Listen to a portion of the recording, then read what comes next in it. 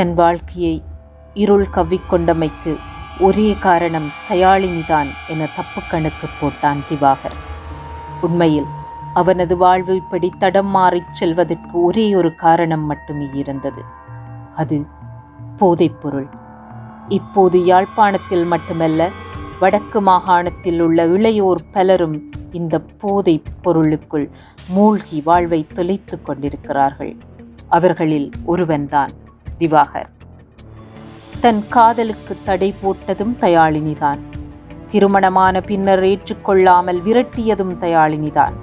தன்னுடைய மனைவி தனது சித்திரவதை தாங்காமல் ஓடிச் சென்றால் அடைக்கலம் கொடுப்பதும் தயாளினிதான். தன்னையும் மனைவியையும் நிரந்தரமாக பிரிக்க விவாகரத்து கேட்க வைத்ததும் தயாளினிதான். இப்படி எந்த பக்கம் போனாலும் தனக்கு முட்டுக்கட்டையாக தயாளினியே இருப்பதாக அவன் நினைத்தான். அப்படியானால் தயாளினியையே போட்டு தள்ளிவிட்டால் என்ன என்ற அந்த விபரீத எண்ணம் முளைவிட்டு அவன் மனதில் வேறாகி விருட்சமாகி விஸ்வரூபம் எடுத்தாடியது. தயாளினியை கொன்றுவிட்டு தன் மனைவியோடு நிம்மதியாக வேறெங்காவது கண்காணாத இடத்துக்கு சென்று வாழ்வதே ஒரே வழி என தீர்மானித்தான். மார்ச் 18 போதை தலைக்கேறியதும் தன் திட்டப்படி தயாளினியை தீர்த்து கட்ட மனைவியின் வீட்டுக்குள் ஓடு பிரித்து உள்ளிறங்கி மனைவியிடம் நாம் சேர்ந்து வாழ்வோம் வா என்று கெஞ்சினான். அவள் முதலில் மறுத்தாலும் பின்னர் சம்மதித்தாள். அவளின் அம்மாவிடம் சொல்லிவிட்டு செல்வோம் என்றுதான் திவாகர் தயாளினியின் படுக்கை அறைக்குள் அழைத்துச் சென்றிருக்கிறான். ஆனால் அங்கோ அவன் திடீரென தயாளினியின் கழுத்தை நெரித்தே கொன்றுவிட்டான். இதன் போது தனக்கு உதவியாக தன் மனைவியை அவளின் தாயாரான தயாளினியின் காலை திமிராத வண்ணம் பிடித்ததாக திவாகர் போலீசாரிடம் சொன்னான். ஆனால் தயாளினியின் மகள் அவன் சொல்லும் எல்லாவற்றையும் ஏற்றுக்கொண்ட போதும், என் அம்மாவை திவாகர் கொலை செய்த போது நான் அதிர்ச்சியிலும் பயத்திலும் விக்கித்து போய் நின்று விட்டேன். அம்மாவின் காலை நான் பிடிக்கவே இல்லை என்று போலீசாரிடம் கண்ணீர் மல்கச் சொல்லி அழுதிருக்கிறாள். தன்னோடு சேர்ந்து அவளும் சிறைக்குள் இருக்கட்டும் என்ற நோக்கத்தோடு திவாகர் கொலைக்கு மனைவியும் உடந்தை எனச் சொல்லியிருக்கலாம். தயாளினியை கொன்ற திவாகர் வீட்டின் அலுமாரிக்குள் இருந்த நகைகளையும் வங்கி அட்டையையும் எடுத்துக்கொண்டான். சடலத்தை காருக்குள் ஏற்றிவிட்டு சற்று தள்ளி மறைவான இடத்தில் நிறுத்தியிருந்த தன் மோட்டார் சைக்கிளை இயக்கினான். அந்த மோட்டார் சைக்கிளில் தன் மனைவியை ஏறுமாறு அதட்ட அவளும் ஏறியிருந்தாள். அப்படியே பாண்டியன் தாழ்வில் இருந்து விரைந்த அந்த மோட்டார் சைக்கிள் நாயன்மார்கட்டில் உள்ள திவாகரின் வீட்டுக்கு வந்தது. திவாகரின் வீட்டிலே அவன் தாய் மட்டுமே இருக்கிறார். அந்த அகால பொழுதில் அவர் வீட்டுக்குள் உறங்கிக் கொண்டிருக்க சத்தம் போடாமல் வெளியே மோட்டார் சைக்கிளை விட்டுவிட்டு போனிலே தான் தன் தாய்க்கு தகவலை சொல்லியிருக்கிறான் திவாகர்.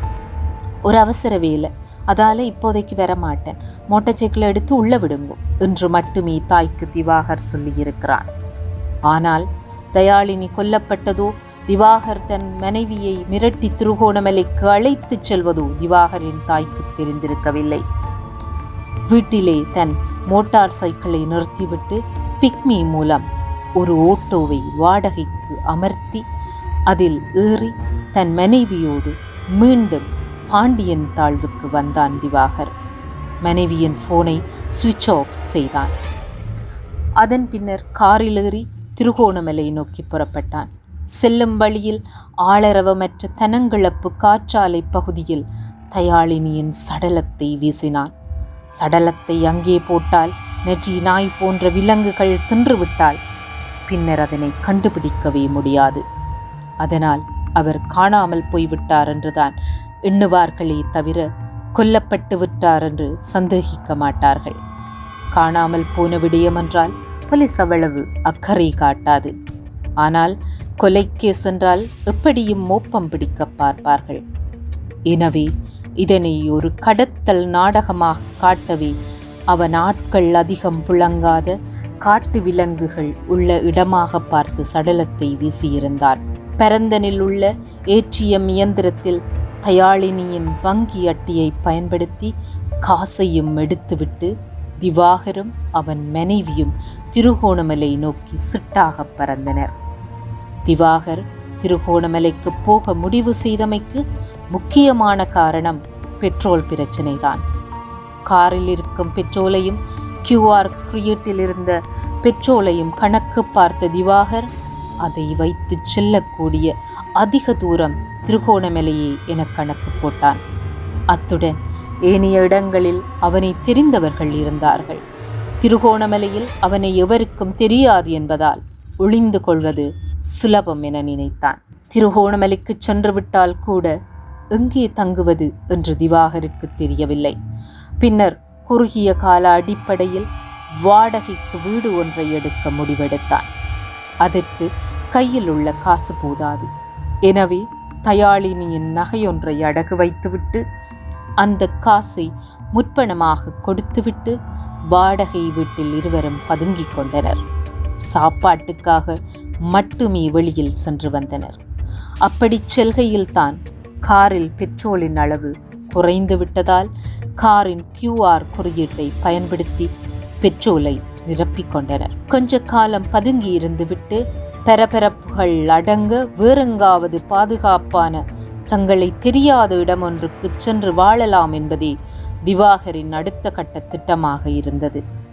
ஆனாலும் அதற்குள் ஏடிஎம் இயந்திரமும் QR குறியீடும் அவர்களை காட்டிக் கொடுத்து கைது செய்ய வைத்துவிட்டன. விரிவுரையாளரின் கொலைக்கு பலரும் பல காரணங்களை சொல்கிறார்கள். உண்மையில் பிள்ளை வளர்ப்பில் போதிய அக்கறை காட்டாமையும் உலகம் தெரியாமல் குழந்தைகளை வளர்க்கும் போக்கும் போதை கலாசாரமுமே தயாளினியின் உயிரை காவுகொள்வதற்கான முக்கிய காரணிகள். ஓயாத கற்பித்தல், வேலை வேலை என்று பிள்ளைகளை பற்றியோ அவர்களது நடத்தைகள் பற்றியோ கண்டுகொள்ளாத பெற்றோரின் போக்கு, வீட்டில் தனிமையில் குழந்தைகளை இருக்க விடுதல், அதீத கட்டுப்பாடுகளை விதித்தல், குடும்பமாக கூடி கதைத்து குதூகலித்து அவர்களின் சுகதுக்கங்களை பகிராமல் போன்களோடு மட்டுமே குடும்பம் நடத்தும் கலாசாரம் என்பனவே இன்றைய இளையோரை இவ்வாறு தவறான பாதையில் செல்ல வைக்கின்றன. இன்றைய இளம் தலைமுறையினரிடையே போதை பாவனை மிக சாதாரணமான ஒன்றாக மாறி வருகின்றது. இது தடுக்கப்படாவிட்டால் இன்னும் பல தயாளினிகளை நாம் காவு கொடுக்க வேண்டி வரலாம். இந்த சம்பவம் தொடர்பாக உங்களுக்கு எழும் வினாக்கள், சந்தேகங்களை கருத்தூட்டமாக பதிவு செய்தால் அவற்றிற்கும் இன்னொரு வீடியோ மூலம் பதிலளிக்கவும், இந்த சம்பவம் தொடர்பான அடுத்த கட்ட நகர்வுகள் குறித்த தரவுகளை தரவும் தயாராக இருக்கிறோம். மற்றொரு காணொளியில் சந்திப்போம்.